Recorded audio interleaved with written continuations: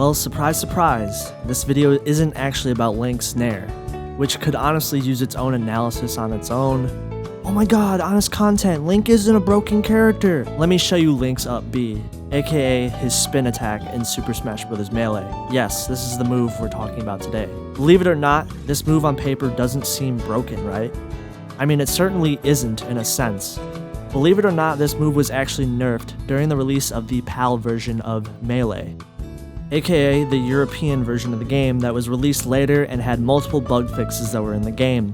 One of the bug fixes was a nerfed Link's up special, which means the developers must have thought this move was too powerful. So let's break it down. The move has two versions: the grounded version of the move and the version used in the air. The aerial version is a total of 79 frames. It has a small hitbox during certain frames of the move, which are actually made to protect Link when he's recovering. When Link hits the ground, he has 24 frames of end lag. The grounded version of the move is also 79 frames. A hitbox comes out from frame 8 to frame 41, which means the move has a pretty long-lasting hitbox, making this move very committal. All you have to do is really contend with this move is to basically shield it and simply hit Link back, which will make it a very hard move to use for Link all the time. Links aren't going to be using this just willy-nilly. The move's major purpose is to be a powerful KO move in Link's moveset, and even though Link was considered a low-tier character or mid-tier character, in the early days of Melee, there wasn't really a rule set whatsoever, so more people were down to play lower-tier characters back in the day. Some tournaments even playing with items on as well. Low-tier characters were used more commonly. In fact, the best character at the time was actually not even Fox, it was Sheik, and the worst character being Mewtwo. In fact, here's some old Smashboard posts discussing the early meta of Melee. Sheik greater than Fox. In the early days of Melee, using a low tier wasn't seen as much of a negative as it is today, because the meta was so underdeveloped.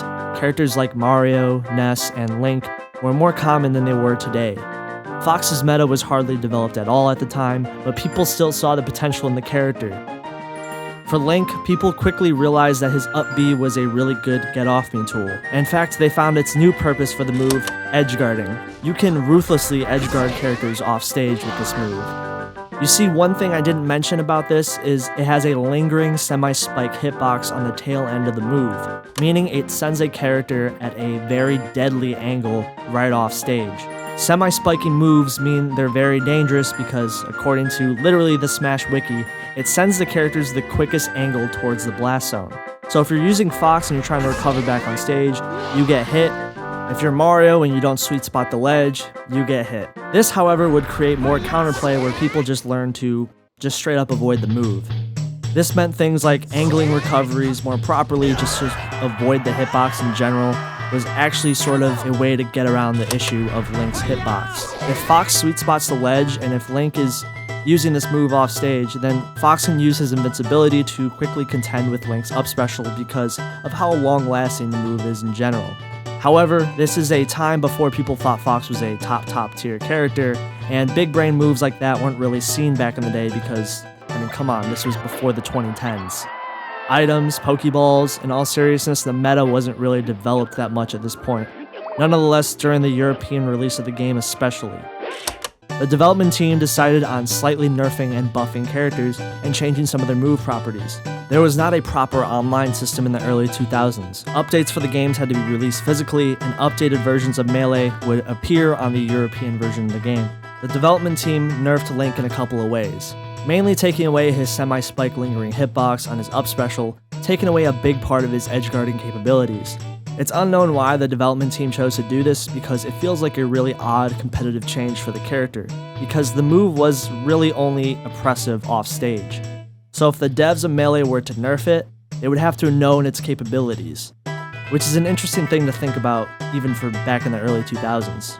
Link from here on out would mostly be seen as a mid to low tier character in the meta. While he was seen a lot in the early days, there would be a lull period where there weren't really a lot of Link mains in general. But thankfully, in 2021, there's been sort of a resurgence in some Link players out there, like Aklo, who have been showing really impressive stuff with this character, even people before him as well. but it seems like the character is starting to get some more of a resurgence these days, so that's really interesting. Alright, you guys, thank you guys for watching this video. I hope you guys appreciate this. If you guys want to support the channel in any way, there's a Patreon in the description. I appreciate you guys so much. You guys take care. Peace.